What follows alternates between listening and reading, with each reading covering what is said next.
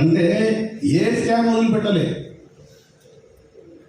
అందుకని అలాంటి అవినీతి పరులకి కాంగ్రెస్ పార్టీ కార్యకర్తలు నిజంగా వాళ్ళకి సల్యూట్ చేయాలి. ఒక సీనియర్ కాంగ్రెస్ నాయకుడిగా 10 ఏళ్ళు ఎన్ని కష్టాలు అనుభవించిండు. మా ఎమ్మెల్యేలు అమ్ముడు పోయినా, కేసులు పెట్టిన, భూములు పొందుకున్న, కొట్లాడి మన కాంగ్రెస్ పార్టీని గెలిపించినందుకు మీడియా ద్వారా కూడా మన కాంగ్రెస్ పార్టీ వీర సైనికులకు సెల్యూట్ చేస్తున్నాం.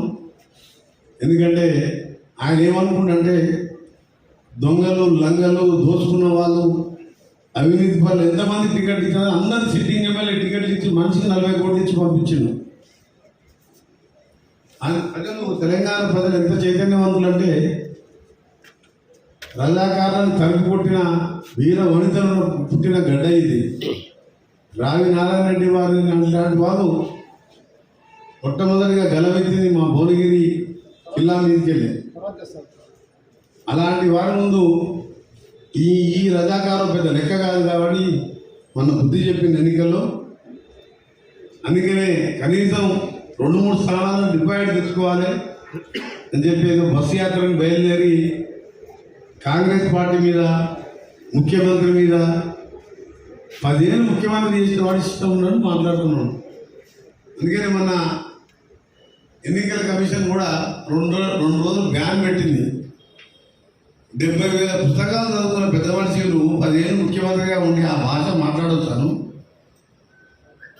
ఎవరు అనకుండా ఇష్టం ఉన్నట్టు ఆ సిరిసిల్లో నా నోటితో చెప్పాలంటే టీవీలలో వచ్చినా, ఇక్కడ రికార్డ్ అయిన సభ్య సమాజం, మహిళలు అందరూ కూడా ఏం భాష అని చెప్పి బాధపడుతుంది. ఆ పిట్ల భాష నేర్పించిందే కేసీఆర్. మొన్న మాత్రం ఎలక్షన్ కమిషన్ 2 రోజులు కాదు, శాశ్వతంగా బహిష్కరించేది ఉన్నాయి. అంత గలీజ్ బోర్డు యూజ్ చేసిండు. ఆ మాట ఎవరనలే. అలా రెండోసారి మాదిగలకు అవకాశం లేదు 5 ఏళ్ళు. అందుకని ఈరోజు ఆయన అహంకారం, అవినీతి, కాళేశ్వరం నుంచి లిక్కర్ దాకా ధరణి పేరు మీద 1000 ఎకరాలు తీసుకొని ఇవాళ వాళ్ళ ఇంట్లో ఆయన బంధువులు ఎవ్వరు కూడా 5-10 వేల కోట్లకు తక్కువ లేడు. సంతోష్ రావు అనే బినామీల పేరు మీద టానిక్ వైన్ షాప్ పెడితే కూడా 5-6 వేల కోట్లు సంపాదించు. ఒక్క లైసెన్స్ మీద 10 నడిపించిండు. ఒక ఎంఆర్పి రేట్ 10,000 ఉంటే 50,000 లక్షకు అమ్ముతాడు అన్న.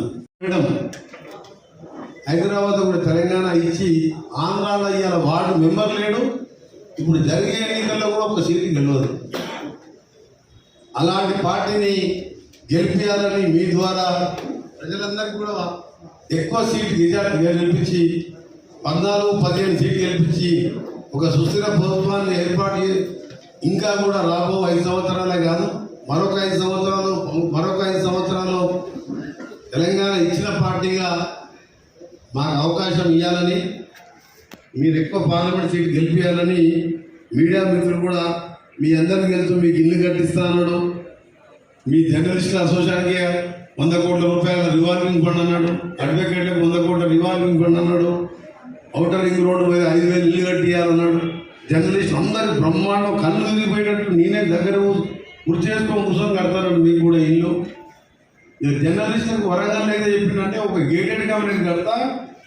ఎట్లా ఉండాలంటే గేటెడ్ కమ్యూనిటీ లోపలికి పోతే ఓటీసీలు కూడా అదే నీ జర్నలిస్ట్గా పుట్ట మంచుకుంటా బాబు, ఇల్లు వస్తుండే నాకు అని ఇది మాట్లాడండి. ఎప్పుడు 9 ఏళ్ళకి సీఎం అయినాక తర్వాత జూన్ 5వ తారీఖు మీరు చూడండి ఏం జరుగుతుందో.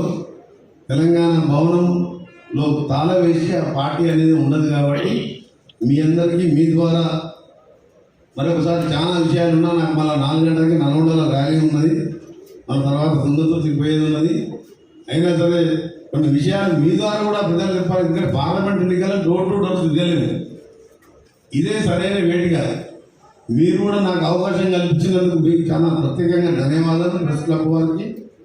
ఎందుకంటే ఈ ఎన్నికలు దేశ భవిష్యత్తును మార్చే ఎన్నికలు ఇవి. పొద్దున్న లేస్తే మత ఘర్షణలు చేసుకుంటూ మతాలు పెట్టుకుంటూ విభిన్న కుల మతాలు కలిగిన భారతదేశం ఇది. ఈ చైనా, రష్యా కాదు, నియంత్ర పాలన కాదు, ఇది ప్రజాస్వామ్య దేశం. ఈ దేశంలో ఈ పాలన జరగడం మంచి పద్ధతి కాదు. ఒక సెక్యులర్ పార్టీలో ఉన్న 35 ఏళ్ళకని పనిచేస్తున్నాం. నేను మీ అందరికీ కూడా విజ్ఞప్తి చేస్తున్నాం, ఇలాంటి వారికి బుద్ధి చెప్పాలని. మరొకసారి ప్రెస్ క్లబ్ వారికి ధన్యవాదాలు తెలియజేసుకుంటూ, మీరు క్వశ్చన్స్ అడగండి, ఏం సమాధానం లేదు, మీ ఏ క్వశ్చన్ అయినా ఆన్సర్ చెప్తా. కానీ మీరు కూడా ఆలోచించాలి.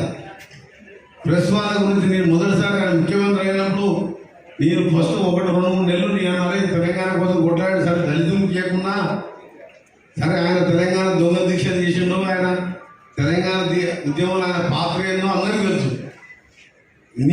నా పోరాటంలో ఆయన ఒక పైసా మాత్రమే. ఆయన ఎప్పుడు పదవి వదిలిపెట్టుకోలేదు, ఎప్పుడు నిరాహార దీక్ష చేయలేదు. సిద్దిపేట కరీంనగర్ మొదలుపెడితే సిద్దిపేట ఖమ్మం హాస్పిటల్ పోగానే జ్యూస్ తీసుకున్నాడు. ఆడికెళ్ళి నన్ను నిమిషం తీసుకుపోరు బదిలాడితే నిమిషం తీసుకుపోయి జాయిన్ చేస్తే మంచిగా టోకిళ్ళు ఉప్మాలు అన్నీ తినకుండా మొత్తం ఆ నిమ్స్ హాస్పిటల్ మా గోనె ప్రకాశరావు గారు సమాచార హక్కుకి తీసుకొచ్చి మీకు కూడా చెల్లిస్తారు, మా పిఆర్ఓ గారు మీ అందరికీ కూడా చెల్లిస్తారు. ఏ డే రోజు ఎన్ని మెడిసిన్స్ ఇచ్చిన, ఏ ఇంజక్షన్స్, ఆ ఇంజక్షన్ తీసుకుంటే ఎన్నేళ్ళు బతుకోవచ్చు, అది కూడా తీసుకొచ్చిన మీ అందరికీ కూడా మా పిఆర్ఓ గారు కాపీలు ఇస్తారు. నేను గడియారం దగ్గర 9 రోజులు కూర్చున్నా, 10th అయిపోగానే దాన్ని శాంక్షన్ చేసి అది కూడా కట్టిస్తారని మీ అందరికీ కూడా హామీ ఇస్తున్నాం. Thank you very much.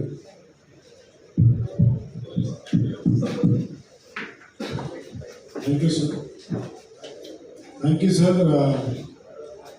Kumar Reddy గారు, ఫస్ట్ ఆఫ్ ఆల్ మా జర్నలిస్ట్ ప్రెస్ క్లబ్ కొత్త భవనం కట్టిస్తానందుకు ఆర్ఎండ్బి మినిస్టర్గా మీరు విశ్వాసం కల్పించారు. Thank you very much sir. Sir మొన్న ఉట్టిగానే ప్రెస్ క్లబ్ వచ్చినారు. మేము ఈ